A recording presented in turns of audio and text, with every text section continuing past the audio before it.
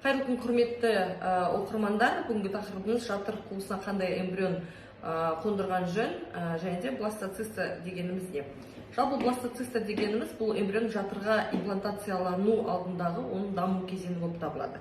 Ол мысалы біз көрсететін болсақ, бұл мына суреттегі 5-ші тәуліктегі эмбрион. Құрылымдық тұрғыдан бластоциста бұл процесс жүзеге асырылатындай етіп құрылған. Бұл трофэктодермадан тұрады. Бұлар жасушалар шар тәріздес жиналу болып табылады, және де оның ішіндегі жасуша ішілік массадан құралатын болашақ ұрық болып табылады. Трофэктодерма жасушалары имплантациялық трофикалық функцияны атқарып, жатыр қуысының шырышты қабатына енгеннен кейін болашақта плацента түзіп, ары қарай бұл ұрық ананың ағзасынан қоректенетін болады. Жалпы бластоцистаның кең таралған жалпы жүктемесі сапасына қарай сипаттамасы 3 символдан тұрады. Бұл біріншісі әріп болса, біріншісі сан болса, екіншісі 2 латын әрпі. Сандар 1 және 6 аралығында болады. Бұл бластоцистаның даму дәрежесінің көрсеткіші болып табылады.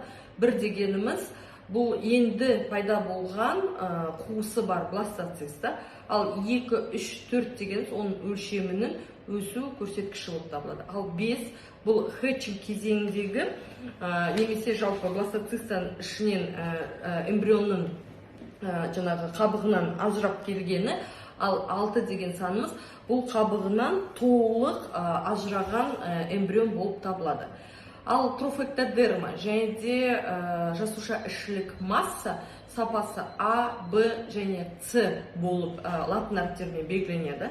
А дегеніміз бұл жасушалардың жеткілікті мөлшерде болуы, Б дегеніміз бұл орташа мөлшері, С дегеніміз жасушалардың аз мөлшерде болуы. Ал біздің орталықта, біз эмбриологиямызда қосымша БЦ сипаттамасын енгіздік. Ол дегеніміз Б категориясы жалпы жасушалардың саны Б-ға дейін аз деген сөз. Ал бірақта С кезеңінен көп болғандықтан, жалпы шекаралық эмбрион болғандықтан, біз бұны жатыр қуысына көшіруге жарамды деп таптық. Және де бұлар кейін болашақта эмбрионды мұздатып қоюға да жарамдылығы бар. Және де бұндай эмбриондар жатыр қуысына ауыстырғаннан кейін жүктілікті беретін бірде-бір орташа сападағы эмбрион болып табылады. Біздің орталықты жалпы білетін болсаңыздар, ЦЦ сападағы эмбриондар жатыр қуысына көшірілмейді, және де ЦЦ сападағы эмбриондар қатырылмайды, және де бұлар болашақта жүктілік бермейді.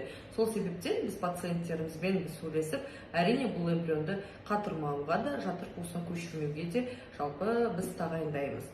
Ары қарай айтатын болсақ, кейбір кезде сіздер естіп жатасыздар, біз бұл жалпы әріптік сипаттамада жүктемені айтып отырмыз. Болады кейбір кезде, мысалы біз айтамыз, бірлік единичка эмбрион жатыр қуысына көшіреміз деп жатамыз. Бұндай да эмбриондарда болашақта жүктілік береді, және де сау бала тууы мүмкін. Жалпы мен сіздерге тақырыпқа тоқтала кете, сіздердің ең басты сұрақтарыңызға жауап бердім.